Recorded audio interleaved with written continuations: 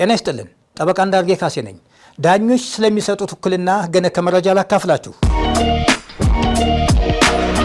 የተለመደውና የሚታወቀው የውክልና ስልጣን የሚሰጠው ይህንኑ መዝግበው በሚያረጋግጥ ተቋም ሲሆን እሱም በተለምዶ ውልና ማስረጃ ወይም የሰነዶች ማረጋገጫና ምዝገባ ኤጀንሲ በሚባለው ተቋም ነው።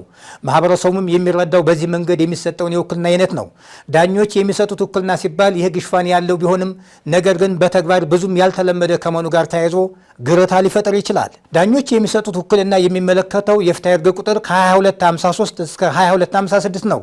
በአብዛኛው ጊዜ ይህ የውክልና አይነት የሚሰጠው ሰዎች በተለያዩ ምክንያት በህመም፣ በእድሜ መጃጀትና ርቆ በመኖር ንብረታቸውን ማስተዳደር ሲሳናቸውና ንብረታቸውን በአግባቡ ተቆጣጥሮ የሚይዝላቸው ጠባቂ ባላደራ የሚያቋቁሙበት ነው።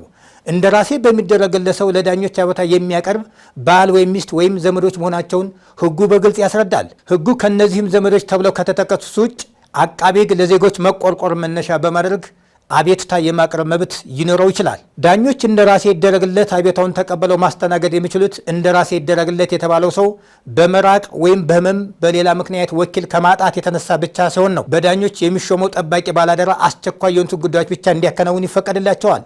በህጉ እንደተገለጸው ከሳሽ ወይም ተከሳሽ ለነበረው ሟች የንብረት አስተዳዳሪ ነኝ ብሎ የቀረበው እንደራሴ ስለ ንብረት አስተዳዳሪነቱ ስልጣን በቂ ያለመሆኑን ክርክር የተነሳ እንደሆነ ፍርድ ቤቱ ይህን አስቀድመው ውሳኔ መወሰን ይኖርበታል። አስፈላጊ መስሎ ከታየውም ለቀረበው ነገር ብቻ ስለ ሟቹ የሚከራከር ሰው መርጦ መሾም እንደሚችል ማስቀመጡ ዳኞች ሊሰጡት ከሚችሉት ውክልና አንደኛው ሆኖ እናገኘዋለን። እንዲሁም በተሻሻለው የቤተሰብ ሕግ መሰረት ልጅነትን ለመቀበል ሌላ ሰው ቃሉን እንዲሰጥለት ማድረግ የሚቻለው በፍርድ ቤት የጸደቀ ልዩ ውክልና ስልጣን በመስጠት ሲሆን ይህ ውክልና የሚሰጠው በፍርድ ቤት መሆኑ ሲገለጽ ልዩ ውክልና በፍርድ ቤት በኩል ሊሰጥ የሚችልበት አጋጣሚ ያለ መሆኑን ነው። አመሰግናለሁ።